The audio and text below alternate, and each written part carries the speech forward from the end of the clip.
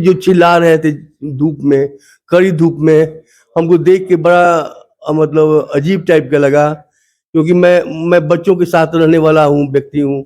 अब बच्चा ही नहीं रहेगा तो हम लोग की आवश्यकता क्या है।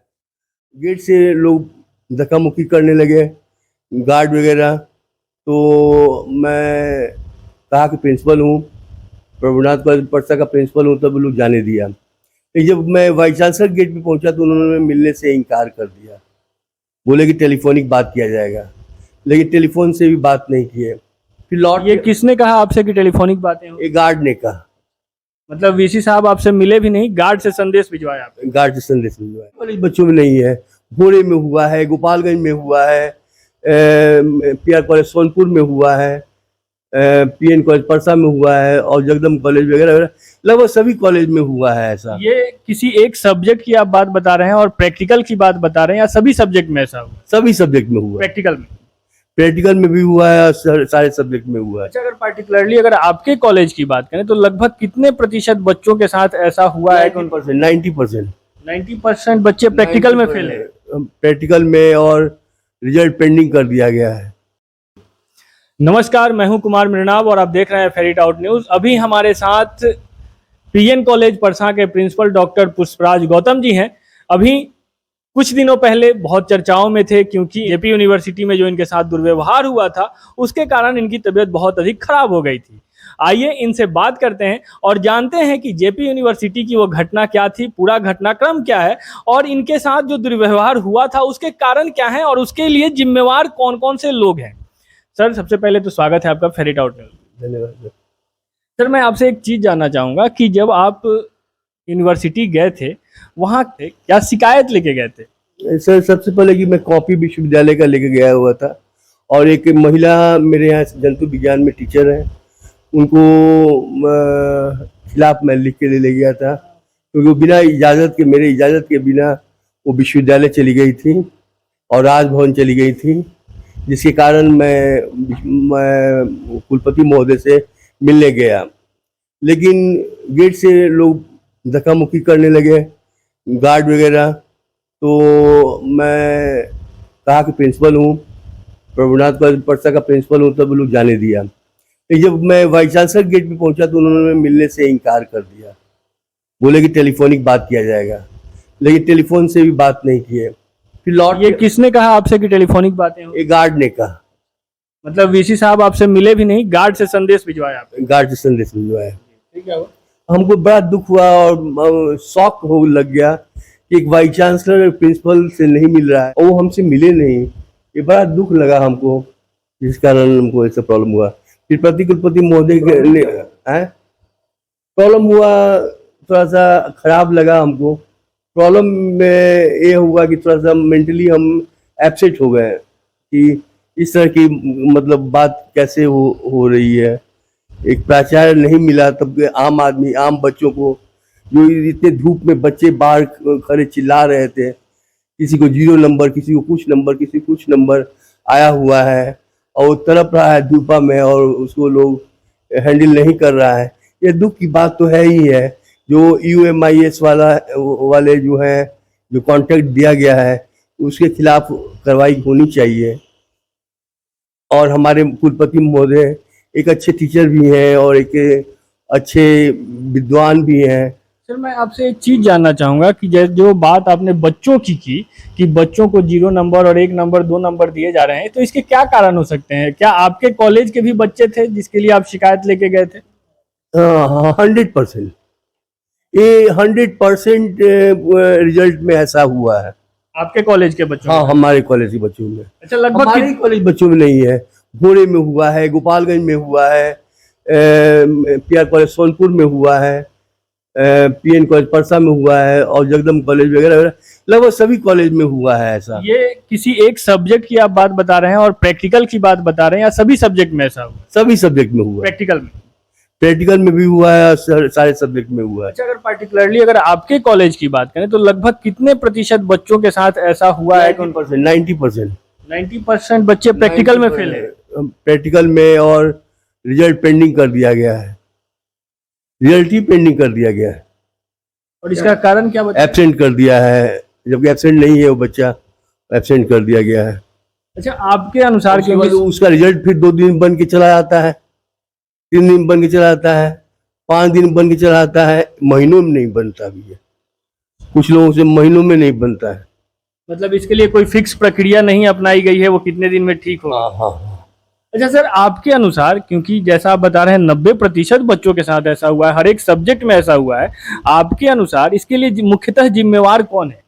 UMIS से बना, और वाइस चांसलर को चाहिए था कि उनको हटा देना, उस सिस्टम को हटा देना, लेकिन वाइस चांसलर मेरे बहुत सीधे हैं और एक अच्छे विद्वान टीचर भी हैं, तो उनके साथ उनको दोषी नहीं माना जा सकता है, लेकिन UMIS वाले को तुरंत हटा देना चाहिए। लेकिन सर UMIS पे कार्रवाई करना, जो समस्या बच्चों को है उसका संज्ञान लेना, जो प्रिंसिपल जा रहे हैं उनसे बात करने, अगर आपके बच्चों को समस्या है आप गए उनके यहाँ तो वो प्रिंसिपल से बात नहीं करेंगे, बच्चों से बात नहीं करेंगे, तो VC बात किससे करेंगे? और अगर VC ये नहीं करते हैं तो गलत तो वही है।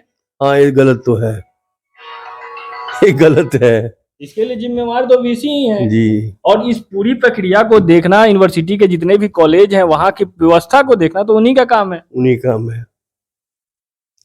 हमारे यहाँ सारे बच्चों से मैं डायरेक्ट मिलता हूँ, सारे बच्चे मेरे दीवाने हैं। यहाँ के बच्चे 9 साल से हूँ, यहाँ के गार्जियन, बच्चे, लड़कियां सभी दीवाने हैं। मैं जो भी बोल दूंगा एक बार में, कुछ भी करने को लोग तैयार हो जाते हैं।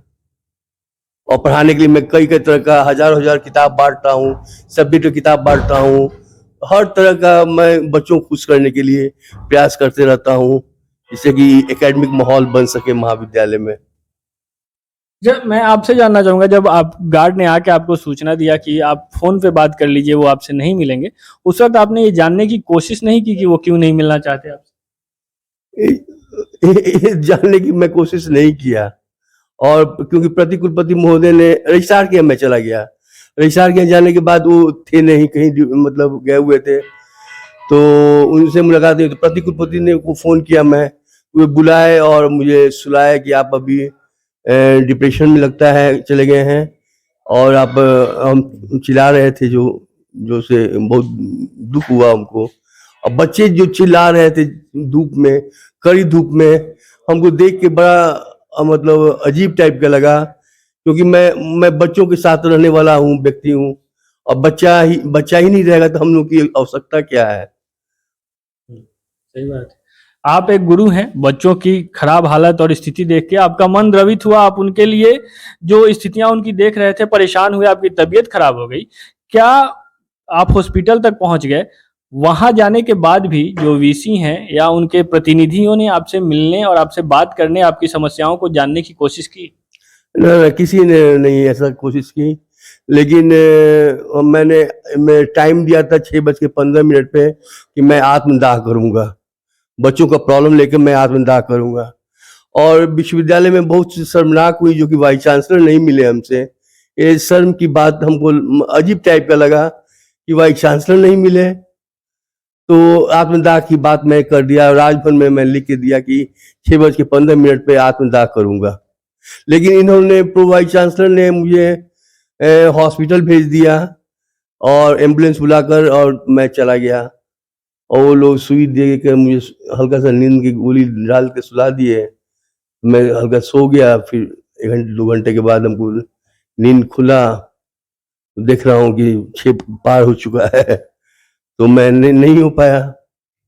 अच्छा, डॉक्टर इंदु सिंह जिनकी आप बात कर रहे थे, आपके कॉलेज की प्रोफेसर हैं, उनके खिलाफ क्या शिकायत थी? उनके खिलाफ शिकायत है कि वे प्रैक्टिकल में बच्चों को गलत नंबर देती हैं, क्लास नहीं करती हैं। बच्चों को बहुत मेहनत से मैं बुलाता हूँ पढ़ाने के लिए, और वो भगा देती हैं। ये अच्छी बात नहीं है। और एक NSS प्रोग्राम हुआ था मेरे यहाँ, उस प्रोग्राम में कुछ ज़्यादा पैसा खर्च हुआ, तो मैंने एक आदेश दिया कि विश्वविद्यालय के NSS पैसे से आप कुछ निकाल लिया जाए, पैसा दिया जा सकता है, क्योंकि ज़्यादा खर्च हुआ है। 200 बच्चे खाना खाए हैं, ज़्यादा पैसा हुआ। अगर 100 रुपये प्लेट भी खर्च हुआ होगा तो 1 लाख रुपया होता है। 40,000 में संभव नहीं था, लेकिन मैंने 2 लाख रुपया खर्च किया, क्योंकि मेरे बच्चे हैं। मैं कहा था कि मैं खुद करूँगा, अपने पैसे से करूँगा। मैं कहा था कि मुझे, फिर भी मैं उनसे कहा था कि अगर पैसा नहीं मिलेगा अभी तो कोई दिक्कत नहीं है, मैं दे दूंगा। नहीं, फिर भी वो विश्वविद्यालय चली गई और राजभवन चली गई। ये दुख का विषय है। अच्छा सर, जैसा आपने बताया कि बच्चों की समस्या है, बच्चों को फेल किया गया है, एब्सेंट किया गया है, उनके रिजल्ट पेंडिंग है, वीसी आपसे मिले नहीं, आपकी तबीयत भी खराब हो गई। अब आगे आप क्या रणनीति अपनाने वाले हैं और बच्चों का भविष्य क्या होने वाला है? मैं तो एक ही लाइन बोलूंगा, इंसान ने वक्त से पूछा मैं हार क्यों जाता हूँ, वक्त ने कहा धूप हो छांव हो काली रात हो बरसात हो, जैसे भी बुरे हालात हो मैं हर वक्त चलता रहता हूँ, इसलिए जीत जाता हूँ, तू भी मेरे साथ चल, कभी नहीं हारेगा, कभी नहीं हारेगा। सर, बहुत अच्छे शब्दों में शेर के माध्यम से आपने बच्चों को एक संदेश दिया कि वो आगे बढ़ते रहें, लेकिन बच्चों के लिए चूंकि यूनिवर्सिटी कुछ क्राइटेरिया डिसाइड करती है, उसे उसी पथ पे आगे बढ़ना होता है। अगर यूनिवर्सिटी और जो कॉलेजेस हैं ऐसे काम करेंगे कि बच्चों को फेल कर दिया जाए, वो आए एब्सेंट कर दिया जाए, तो कहीं ना कहीं वो बाध्य हो जाते हैं, किसी और पे निर्भर हो जाते हैं। वैसी स्थिति में बच्चे क्या करें? देखिए सर, इसमें सबसे बड़ी बात है, एडमिशन जो प्रणाली है वो गलत है। हमारे विश्वविद्यालय का एडमिशन प्रणाली जो है वो एकदम गलत है, क्योंकि आप गया के लड़का का एडमिशन हुआ है, गोपालगंज लड़कों का एडमिशन हुआ है, आरा का लड़का को एडमिशन हुआ है, लेकिन परसा के लड़कों का एडमिशन नहीं हुआ है। बच्चे क्लास करने कैसे आएंगे? ये एकदम गलत ही गलत है। बहुत बहुत धन्यवाद सर। देखा आपने, अभी हमारे साथ पीएन कॉलेज परसा के प्रिंसिपल डॉक्टर पुष्पराज गौतम जी थे। इनकी शिकायत है यूनिवर्सिटी से, वीसी से, और ये उसे लेकर गए हुए थे वहां जहां इनके साथ दुर्व्यवहार हुआ। वीसी इनसे मिलने को तैयार नहीं हुए, इनकी तबीयत खराब हो गई। वहीं जब अगले दिन बच्चे पहुंचे यूनिवर्सिटी में, वो वीसी से मिलने की कोशिश की, उन्होंने वहां उनसे बात करने की कोशिश की, जो उन्हें फेल किया गया है, जो उनके स्कोर कार्ड नहीं मिल रहे हैं, वे सारी समस्याएं लेकर जब उनसे बात करने की कोशिश की, शिकायत करने की कोशिश की, तो वीसी उनसे भी नहीं मिले। और वो बच्चे जब हंगामा करने लगे, वहां बच्चे उनसे मिलने की कोशिश जबरदस्ती करने लगे, तो वीसी के बॉडीगार्ड और जो अंगरक्षक थे उन्होंने उनसे धक्का मुक्की किया, जैसा बच्चे बता रहे थे, कल आपने देखा होगा इंटरव्यू में। और बच्चों पे भी एफआईआर कर दिए गए हैं। अब देखिए आगे यूनिवर्सिटी में क्या होता है, क्योंकि यूनिवर्सिटी में पढ़ाने की जो व्यवस्था थी, शिक्षा तंत्र जो था, वो बिल्कुल ध्वस्त हो चुका है। कहीं ना कहीं यूनिवर्सिटी एक अड्डा बन चुका है हंगामे का। देखते हैं आगे क्या होता है। बहरहाल इस खबर में बस इतना ही। आप बने रहिए हमारे साथ, देखते रहिए फेरी टाउट न्यूज। अगर अब तक आपने हमारे चैनल को सब्सक्राइब नहीं किया है तो कृपया सब्सक्राइब कर दें। अगर आप हमें फेसबुक पे देख रहे हैं तो हमारे पेज को लाइक और फॉलो कर दें। बहुत बहुत धन्यवाद।